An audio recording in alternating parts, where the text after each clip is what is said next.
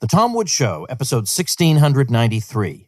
Prepare to set fire to the index card of allowable opinion. Your daily dose of liberty education starts here. The Tom Woods Show. Folks, by now you've probably noticed that news about the virus is almost always fact-free hysteria these days. So you need my brand new free ebook, Your Facebook Friends Are Wrong About the Lockdown. Go pick it up at wrongaboutlockdown.com. Hi, everybody. Tom Woods here. Adam Curry is our guest today, and I couldn't be happier. Those of you who are in, let's say, my age cohort will certainly remember him as an MTV VJ beginning in the late 1980s. But since then, he's done quite a few interesting things, and in particular has been an absolute pioneer in podcasting, which may in fact be an understatement. We'll get into that a little bit later. And of course, he co-hosts No Agenda, which is a fantastic podcast that I know you'll want to check out. So I'm delighted to talk to him today. Adam, welcome to the show. Hey, Tom, it's good to be here. Finally, I guess. I've heard so many people say I should be on your show. Wow. Well, I'm glad we made this work. Years ago, I was getting started with podcasting, and you and I on Twitter, you won't remember this, but we had a friendly interaction, like you were offering to help, and I thought, well, I'm not going to bother the godfather of podcasting, but I appreciated your, the encouragement. So I want to talk about... I do remember that, actually. Oh, good. I do remember that, absolutely. Well, I want to talk about both you and your podcast and then some related issues. So I do want to talk about you've had really quite an eventful life. I mean, ups and downs like anybody, but my gosh, have you done, if not everything, then a lot of things. So you got started at MTV in 1987, and yet you'd been living in the Netherlands at that time. So how'd that come about? Yeah, my parents moved to the Netherlands when I was 7 years old, which was quite a shock at the time. And certainly in the, so this was 72, I think. Americans were not even really liked. We had a lot of businesses being set up in the Netherlands, Texas Instruments and other, I guess, technology companies. And the kids would walk around and go, "Hey, crazy American." So I really had an interesting time, 3 years at international school. And then from one day to the next, my parents, we had vacation, weeks off, I think, from school. My parents sat us down and said, "Guess what you guys are doing tomorrow?" I'm like, "Oh, what are we doing?" "You're going to Dutch school." And so I entered Dutch school at 5th grade, speaking very little Dutch. Oh. And kind of went through this odd, it's a longer story, odd process of kind of falling into pirate radio, which was really an important outlet at the time in the Netherlands, where they had only government-run radio and television stations. And their idea of top 40 or popular music was still kind of polka music. And then on these pirate FM radio stations, we'd be playing import records from, Chicago Warehouse. Madonna even at a certain point, way before Madonna was Madonna. And from that, I actually rolled into a national radio show and television show in the Netherlands. At the time, it was kind of the gateway to Europe for entertainment, certainly. So everybody came through and was on our show. At the time, it was Madonna, Mick Jagger, Tina Turner, Bryan Adams, Michael Jackson, Janet Jackson, you name it. And I met them all and interviewed them all, and it was an incredible time. And then in 87, I got a call from MTV, and it was Steve Leeds at MTV. And he said, "Hey, do you want to come and work for us at MTV?" And they'd just started, I think, MTV Europe. They were thinking about it. And I said, "You mean in New York?" He said, "Yeah." I said, "Sure. When should I be there?" And 2 months later, I was in Manhattan. That's amazing. That's absolutely amazing. And so you've met and interviewed all kinds of interesting people. You have any weird stories, like people who turned, I don't know, just bizarre interviews or strange things that happened or surprises? You must have some. Well, Tom, I've been trying to write my book for several years. I actually got pretty far, talked to a publisher, saw the contract, saw the non-disparaging clause and the morality clause. I'm like, now I remember why I'm in podcasting. No, I'm not interested. So I do relate to a lot of these stories on No Agenda, on the podcast. I think one of the coolest things I ever went through, which is actually now kind of bubbled up a little bit in regards to the Scorpions' Winds of Change, as a podcast that was kind of looking into, was this song perhaps written by the CIA to help stimulate the fall of the Berlin Wall? In 1989, just before before David Hasselhoff brought down the Berlin Wall, there was something called the Moscow Music Peace Festival, which was Doc McGee was a guy. He was a manager of Bon Jovi and Motley Crue, and his Learjet had been caught smuggling, I think, marijuana into Miami or something.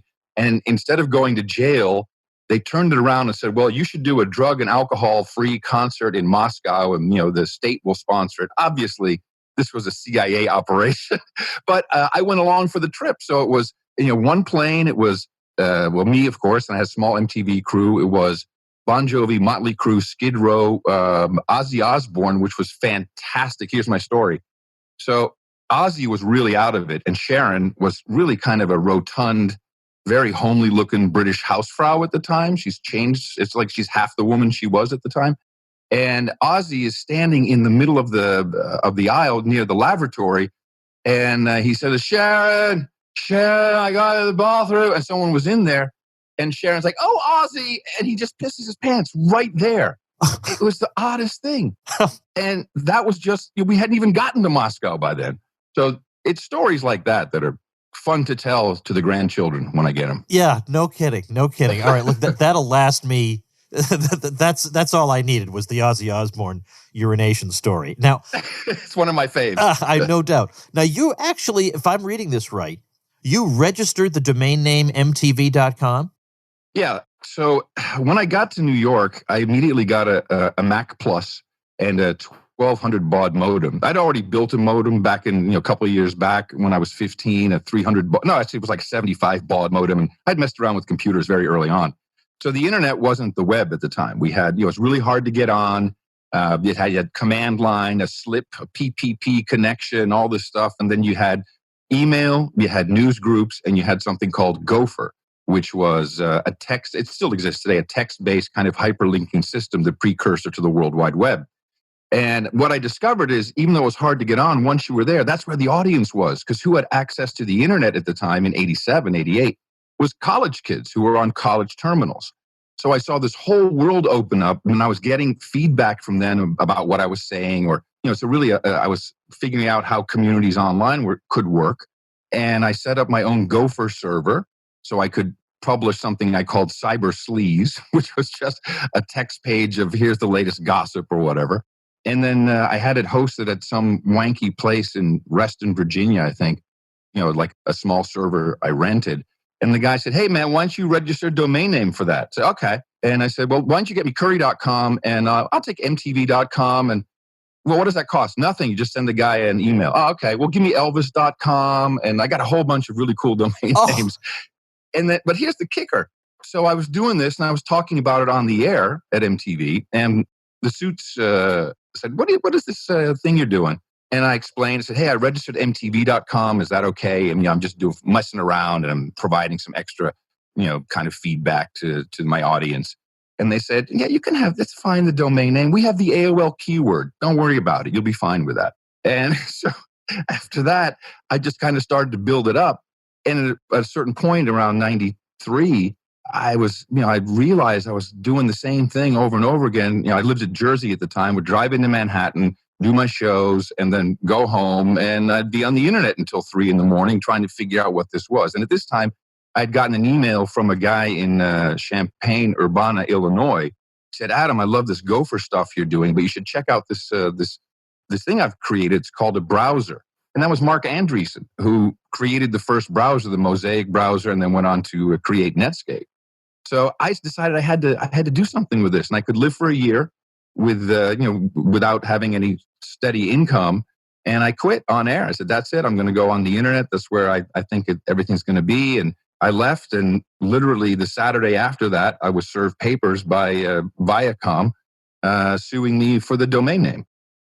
Now, obviously, they got it from you. Yes, the lawsuit between Mr. Curry and Viacom Networks has been settled out of court, and neither party has any further comment. Okay, I'm sure that's how it turned out. And I started my first company soon after that. Isn't it crazy? It was so good. How about that? Well, we'll just leave it there. But it goes to show that you were out in front when it came to the internet, and you've been out in front when it came to podcasting. I mean, so let's talk about that. I've heard people say that you invented the podcast. Do you think that's too much, or how would you describe your role in all this? Well, the terminology, of course, I love saying I invented podcasting because it makes it so simple. You don't have to go into the whole story. I don't think inventions ever really come from one person in general. And I certainly did not invent RSS. But what I saw was, at the time, around 2000. And I was, by that time, I moved back to Europe. We didn't have really broadband, but we had something new. It was called Always On Internet. So you didn't have to dial up. This was a revolution. Your computer could stay on and you didn't have to kick your kids off the phone line or switch it to the fax line. Many people won't remember this, but it was a crazy time. But there was no experience. So if you wanted to play a video or a song, you would click and then it would wait and it would maybe 10 minutes or 20 minutes. And then we had experiences like real audio and real video, which were really in postage size, just crap. However, I figured if you could delay the notification and, so I want to watch a video and my computer somehow knows I want to watch a video or listen to a song, it would download that for me before I wanted it. And then it would say, oh, I've got something new for you. Click on it. You could have a full screen great experience. So it was kind of like a time shift that I had come up with. And I went to Dave Weiner in New York at the time, who had done RSS for blogs. And I said, why, which is a publish subscribe mechanism. You publish a blog and then you have a reader, which used to be the Google Reader before they killed it. And you could subscribe and you could kind of read through it like an inbox. Different ways to do it, but some as an inbox.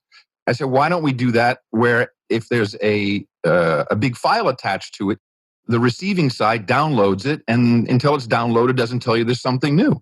And so it took me a while to convince him to do that, but he did. And for 2 years, maybe, we were messing around with it because there was no application until I saw my first iPod. And I looked at this thing and I went, holy crap, that's not just a jukebox, that's a radio receiver. It even looks like an old AM transistor radio.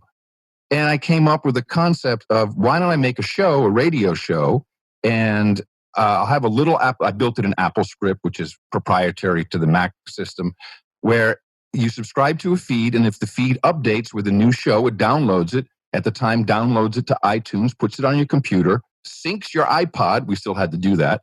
And then you pick it up in the morning, and your new radio shows are on there. That's all categorized, etc. So I set about doing this, and I did what I would consider the first podcast. We didn't have the name yet. The Daily Source Code, and the entire idea was, I'm not a software developer. I needed people to get enthusiastic to build these we call them pod catchers, these apps that would bring it in. And so there was this continuous loop where I was just telling the developers, and we learned so many things about, just how it seems so simple, but you can make a lot of mistakes. And unbeknownst to me, because I was pushing tons of bandwidth that I didn't really have, I was just putting it on my Mac drive. The guys at Apple had seen what was happening and they were following it, and they were just letting me have all their bandwidth and not even telling me about it, which made sense in, later in 2004 when Steve Jobs called me and said, hey, can I meet with you? Which was probably the most cool meeting of all, outside of Quincy Jones maybe. And he said, man, I'd really like to put podcasting into iTunes. Are you okay with that? And I went, yeah. You got to be kidding me. I said, here, I've built this directory. Let me give it to you so we can get things started. Oh, yeah, it was fantastic. So, is it really an invention? I have to give as much credit to Dave Weiner as to the many developers of the podcatcher apps. I certainly was the spokeshole for the movement because everyone came to interview me. I was perfect for it. I was the perfect guy for this to happen. Ex-MTV VJ, kind of rocker guy. He's got the long hair. What's this tech angle? And, so that made a lot of sense. And I took that and, so, yeah, I certainly have a place in history. I would say also you can speak better to the average person than engineers can. They're wonderful people and indispensable, but they're hopeless when it comes to explaining anything. This is one of the things I'm good at, is being in between technology and non-technology people. Because I know enough about code and how it all works that I'm dangerous. In fact, I've been forbidden to use certain types of software by people because I'm so dangerous with it. But I can translate kind of back and forth and say, oh, here's the benefit. Here's how it works. Well, let me say thank you for what you did, because you have made my life so much better through my own podcast. I don't know how I would live without it. I mean, right now, I'm not even at home. I'm in a hotel room, and I'm able to carry on doing what I want to do. And it's just, it's a miracle. I don't have to do it at any particular time of day. I can't say enough about how it's changed my life. So thank you for your role in this. Well, I appreciate that. I remarked the other day that how crazy is it that I'm doing a podcast where I'm playing a part of a podcast that has presidential nominees on it. It's like, wow, I didn't really expect this would happen like this.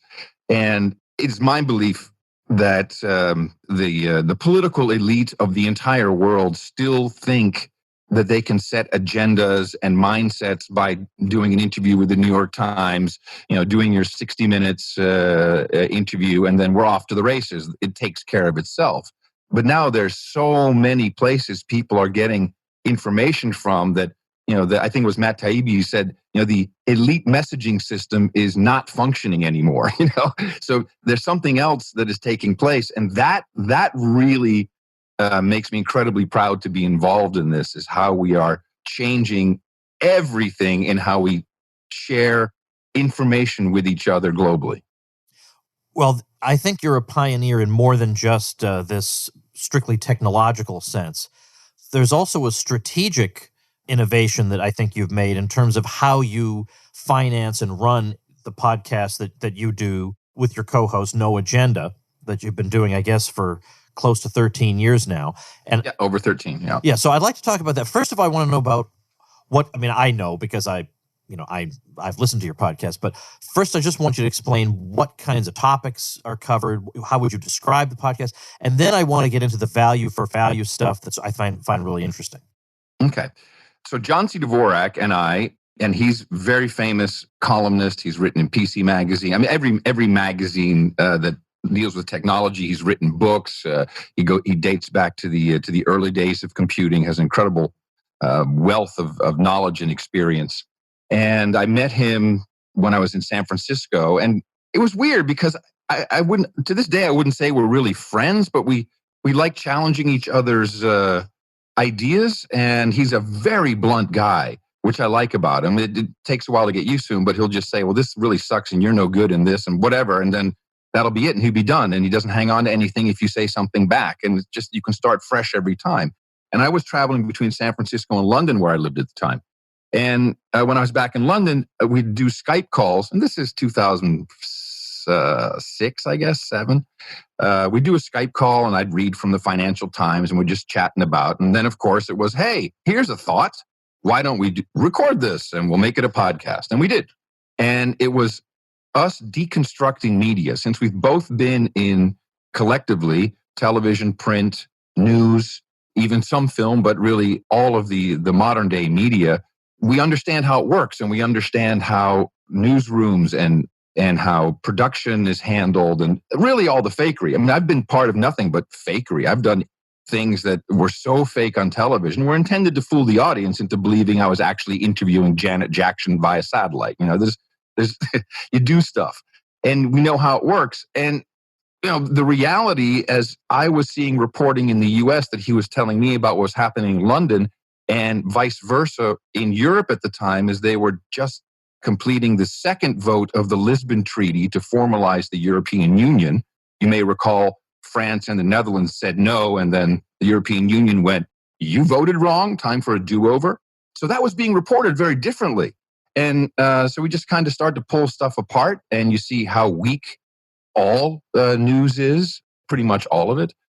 And eventually what that leads you to is you have to start doing some of the work yourself. And you got to go read the legislation. Turns out it's not that hard. It's usually in English. Sometimes you have legislation that refers to other legislation that gets pretty tedious, but you learn so much more if you just actually kind of go to the source or talk to someone who knows what they're talking about, if they're an expert on it.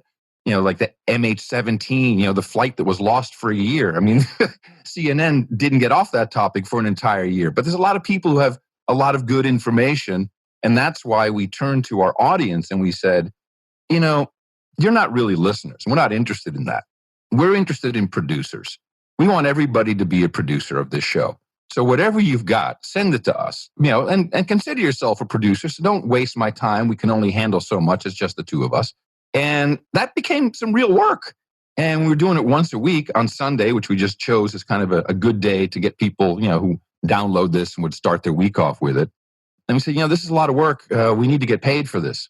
But we're for sure are not interested in advertising for really 2 reasons. One, we're lazy and we don't want to do meetings with advertisers or ad agencies because that's just horrible. 2, we want to be completely free to say whatever we want. We don't want any we don't want to have filters, even if it's for a product that is not really that related. I just don't want to have to. If I'm talking about a product, it's because I like it and no other reason. I want everybody to know that. So we said, you have to support us. But we did something different from the typical, hat tip. Also, at the time, blogs were, hey, throw something in my tip jar. And we said, we don't work for tips. This is real. This is real work. So what is this show worth to you? What value do you get out of it? And we started with a very simple example. If we just did 2 hours of this show for you and you listened and you enjoyed it, if you went to the movies and you took someone and you date and there's 2 tickets and 2 drinks and some popcorn, you're $40-$50 in, did you get the same amount of value out of the movie and what you paid for it as you did out of this show? And if so, put that into a PayPal and send it to us. And what we discovered is that value is extremely different from one person to the next. Whereas a lot of people, if you say, subscribe, send me $5 a week, a month, or whatever it is, get people to do that. But if you say, what is it really worth to you? Some people, $5. Most people, nothing. Some people, $50. Some people, $500. Some people, $5,000. And that's just the value they attach to it. And pretty soon after that, people started to attach meaning to the actual numbers, numerology. So they'd be sending in, this is $42 because that's the most important number. It was the answer to all things in the universe, according to the Hitchhiker's Guide to the Galaxy. Right. Yeah, yeah. Or 33 is the magic number. Here's $33. I mean, and it just went from that to a whole portion of the show, which we call our where we do our credits, where we have our executive producers who finance that episode, or our associate executive producers who also co-finance the episode.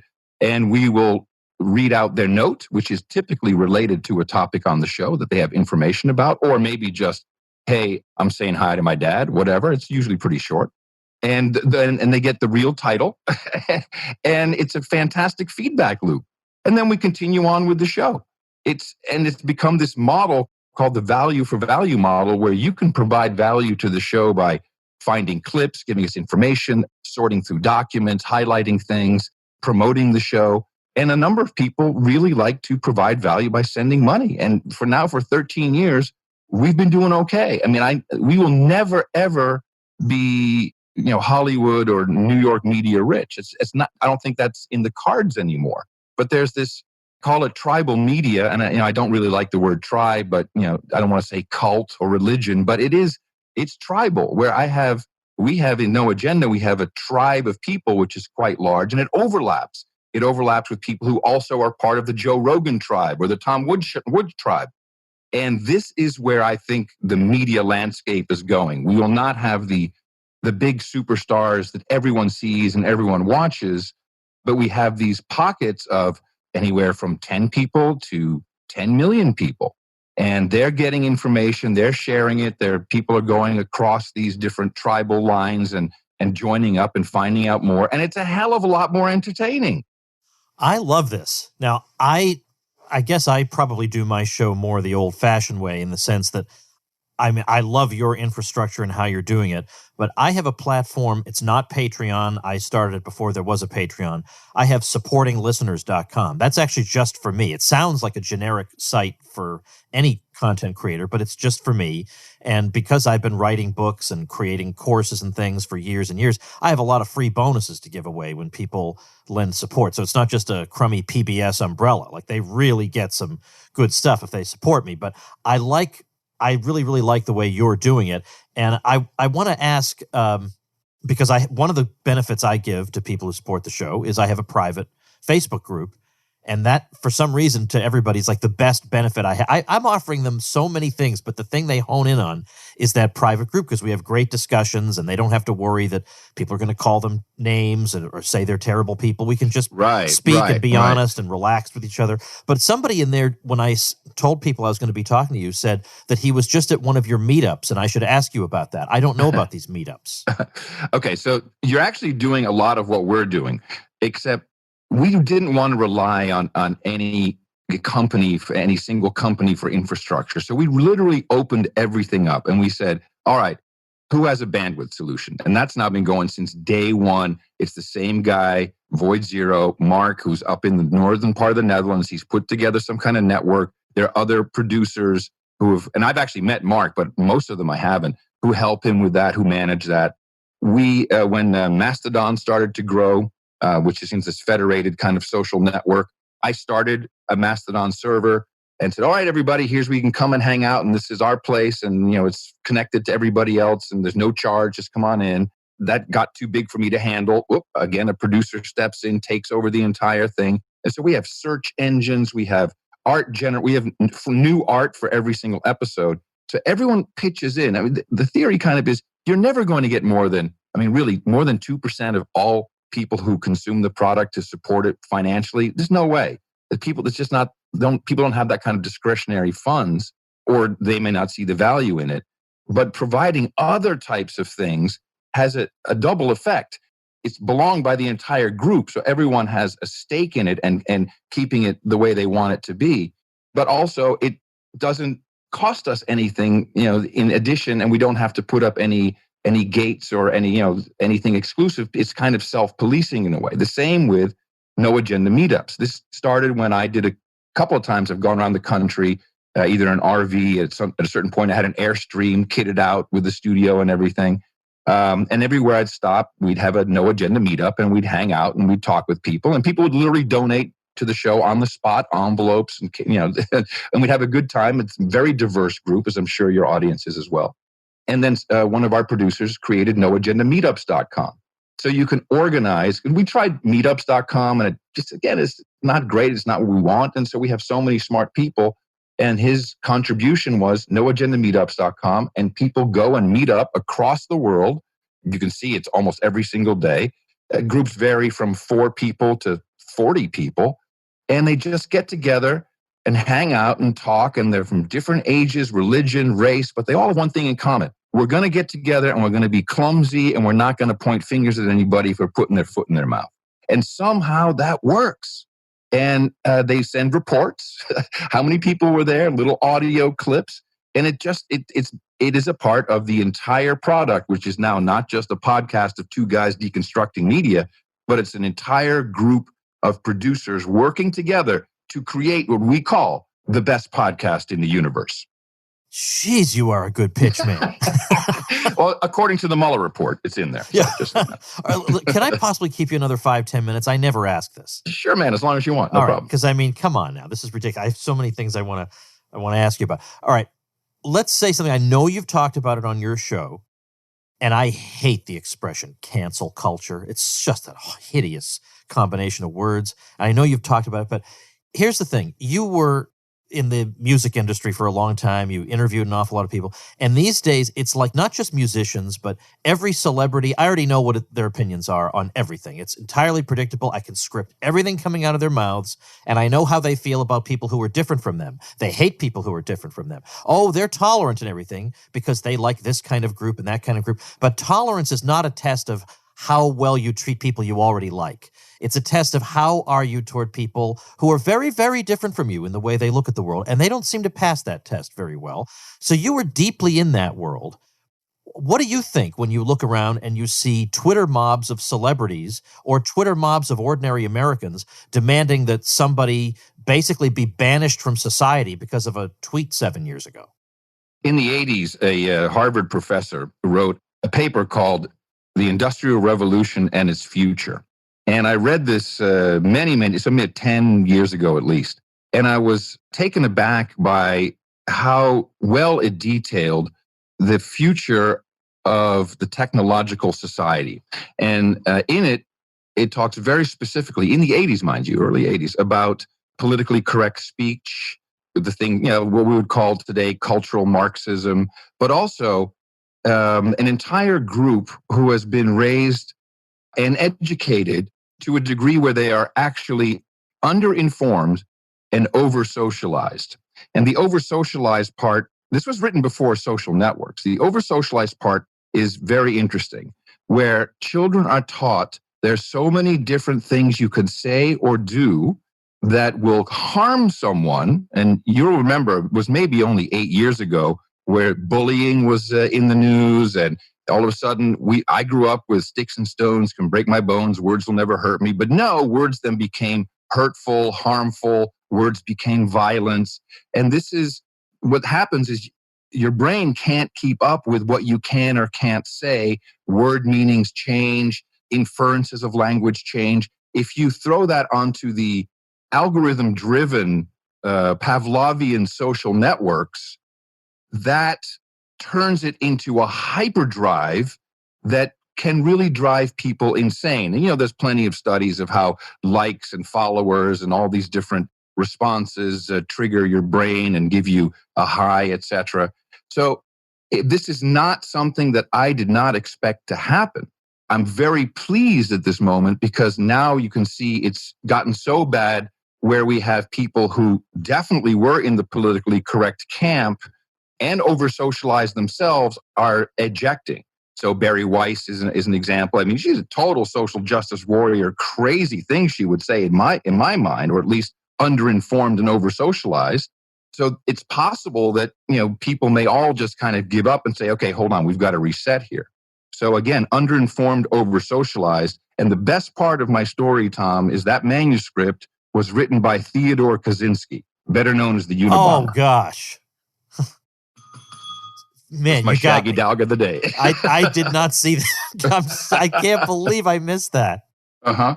All right, I want to take it down to something less serious as we wrap up here. I just want to pick your brain. I'm curious about, as a guy who covered the music industry and you interview a lot of people, you got to be enthusiastic for everybody you're interviewing with, but you probably don't like all the music. I look back on the 80s, and I think we can be proud of the 80s in terms of music. There's a lot of great stuff that came out then. But I want to know in particular if there's genres of music that speak to Adam Curry more than others. Thank you for asking that. Growing up in the Netherlands had pros and cons. I would say, first of all, my parents, when I was young, they had Jesus Christ Superstar, Jonathan Winter's 100-Year-Old Man comedy album, stack of 78s, a lot of rock and roll, Bobby Soxers, Little Nash Rambler, Jerry Lee Lewis, just Elvis, of course. My mom was a total Elvis fan. We moved to the Netherlands because of the media landscape. I was introduced to a lot of different music, certainly a lot of classical, which always has the best signal. Not that I listened to a whole bunch of it, but also German schlagers, French chansons, Italian romance songs. So I really got a very broad base. Of course, in the 80s, we got pop, and pop was part of the technological revolution. Once we had the synthesizer, which really started with the Buggles, but also Electric Light Orchestra. Trevor Horn had the Fairlight sampling. Then we got the DX7. Once Michael Jackson got his hands on the DX7, it was all over. Then everyone was like DX7, synthesizers, 808 drum machines. So it made a lot of sense. And the music business always tries to commoditize their product. Disco was a great example. And here it was again. We can fit it in, and the top 40 radio fits into that. So the industry is very, very clear what happens. For me, I really, really, really lived in the hits. And I know all the intros and the first two verses of every song, but not after that, because then I was usually busy queuing up the next record and never heard that part of the song. So when I was kind of jumped out, and this is around the time Kurt Cobain killed himself, probably, and I went into internet and I was focusing on different things, I really lost a lot of touch. So I missed a lot of the Seattle grunge, really, that movement. But I started listening to a lot of classical, to big band. I love drum cadences. And upon moving to Texas, where I've been now for more than 10 years, I definitely got into modern country, which is a lot of the guys I know, all the hair band guys from the 80s, they're all playing in country rock bands now. So, but it's very broad for me. I love everything. I'll listen to anything, no matter what it is. There's hardly anything I don't like. I have, for a long time, been a fan of progressive music, like Yes or Jethro Tull. And I think when I was 15, it's probably the only 15-year-old who was really cheering MTV when Ian Anderson was the guest VJ for a day. I couldn't believe I had died and gone to heaven. Do you remember Surrender, the song Surrender? Yes. Oh my God, I love that. That was one of those songs like that's the song I'm starting my show off with today.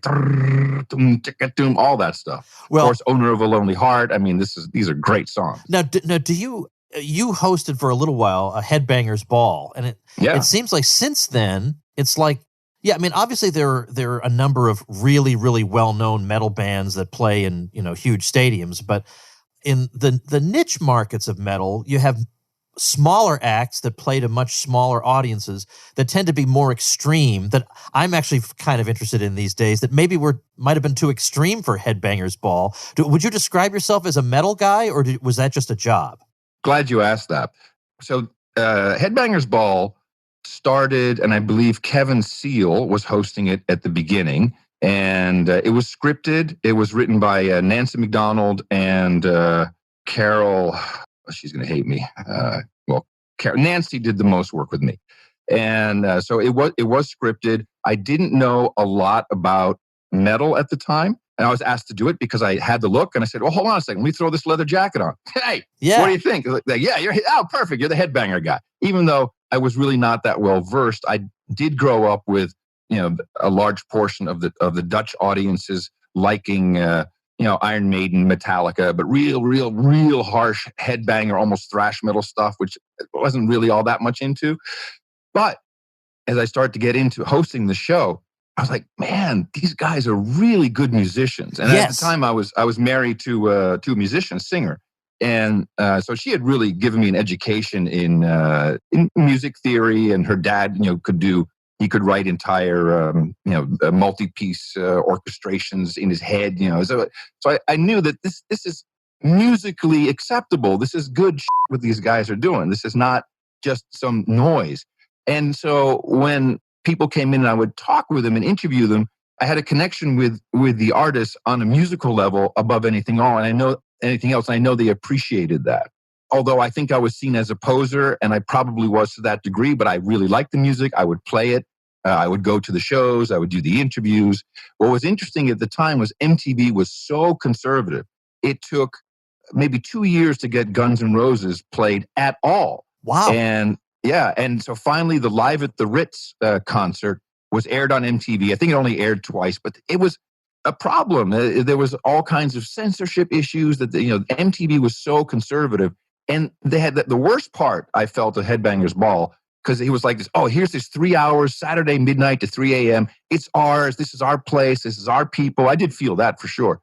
But then it would be every other 2 videos, MTV felt to balance it out because, it's Saturday between midnight and 3. We have to play a Bon Jovi video. And I was like, And I always like, why? Well, it's to even it out. And, because they were kind of running it like a radio station programming wise, and they thought that was the way to do it. And that always bothered me. But I love the show. I love the artists. I still am in touch with many of them. As I said, some of them, I went on tour with Def Leppard, who was kind of in the middle there. They weren't as bad as Bon Jovi, and they still had some crazy good stuff at the time. But also, I did a show with Metallica at the North Pole with who else was there? Courtney Love. And I really enjoyed it. And then some point, and this is typical for the entertainment business, Ricky Rackman, this bar owner in LA who was buddies with Axl Rose, the irony of it, came in and said, hey, I want to audition for Headbangers Ball. And I brought my buddy Axl with me. So, of course, Axl Rose at that point was, you couldn't be any bigger star. And then right away, I was fired, and Ricky Rackman got the job. Like, okay, well, that's show business. Okay, yeah, I was wondering how that came about. Yeah, that's what happened. Well, just as we're part, I'm glad you said the thing about musicianship, because when I was younger and close-minded, judgmental jerk, I used to listen to. I would hear bits and pieces of music like that and just think it was just a bunch of noise and I didn't need to investigate any further. But then when I started getting into it, it still seemed, a lot of metal seemed kind of harsh to me. I did appreciate, I realized that what they're doing, especially the best of them, is really technically very challenging. I mean, what they're doing is very hard. And especially like if you're listening to a really experienced death metal drummer with a double bass, I don't think musically I've ever heard anything that's more impressive than that. Yeah, people really underestimate how hard that is. And it's interesting because there is the difference between, and even though I like Eddie and Alex and Van Halen and, whether it's David Lee Roth or Sammy Hagar, I love those guys to death. But David Lee will be the first to say that at a certain point, Eddie was doing so much in the studio by playing in little licks and stuff that when it came time to play some of his solos live, it was really challenging because he had to kind of learn stuff that he hadn't done all in one sequence in the first time. Oh, right. But the metal guys, no, they played that. They played that. Yeah. And that was just amazing. Listen, we could go on forever, but what's the website for your podcast? Well, noagendashow.com is the website, and it should be available on pretty much every podcast app. And I'm curry.com is where you can find out more about me. But noagendashow.com is where you can find out all the info, subscribe, etc. All right. Well, I'm going to link to both of those things on our show notes page for today. Now, I don't do shows as long as yours, and I also do mine more frequently. So I think we have almost the same amount of content. I just spread mine out more. So somehow I have more episodes than the godfather of podcasting. This is episode 1693, man. So the show notes page. Nice. Yeah, yes. How about that? So show notes page, tomwoods.com/1693 is where we'll have those links. Well, Adam, I really, really appreciate your time. I knew this would be great, and continued good luck to you. Thank you, Tom. And when you have the time one of these days, I have a separate kind of little podcast I've been doing, and I'd love to have a longer chat with you, maybe about some political stuff, because I'd love to pick your brain. Yeah, I'd love to do that. Thanks a lot. Excellent, man. Take care. Thank you again. All right, everybody. Remember, they are trying to lock us back up again. So I remind you that the old man here has an ebook on that subject. Your Facebook friends are wrong about the lockdown. You go get your free copy of that over at wrongaboutlockdown.com. And in the United States, you can text the word lockdown to the number 33444. Get that thing delivered to you automatically. I'll see you tomorrow. Become a smarter libertarian in just 30 minutes a day. Visit tomwoods.com to subscribe to the show for free, and we'll see you next time. Like the sound of The Tom Woods Show? My audio production is provided by Podsworth Media. Check them out at podsworth.com.